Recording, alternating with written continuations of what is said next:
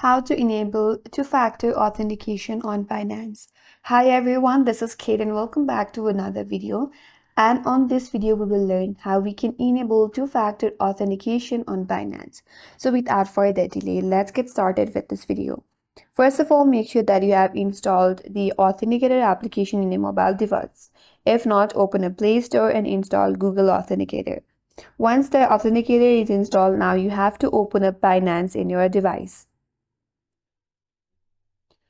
Once you land on your home page, navigate to the Binance icon at the top left corner and then tap on it. From this page, you have to tap on your profile at the top. Now once you land on Account Center, there is an option for security. Tap on it. So there under two-factor authentication, in order to protect your account, it's recommended to enable at least two forms of 2A. Since your passkey is already set up along with your email.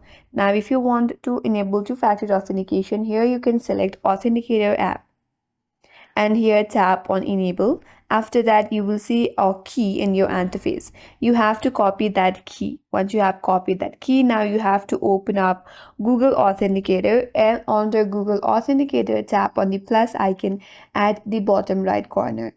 There, now select enter a setup key. Then at the first, type in the account name, that is your Binance, and under the your key text box, you have to paste the key that you have copied from Binance under two-factor authentication recently. Once you are done with that, all you have to do is click on OK, and after that, two-factor authentication will generate a code. You have to copy that code again. Once you have copied that code, now again head back to the Binance, and there you have to tap on next, and then it will ask you to enter the code. So there you have to paste the code that you have copied from Authenticator and then simply tap on submit. And with that, now you have added your two-factor authentication with the Authenticator app on the Binance application.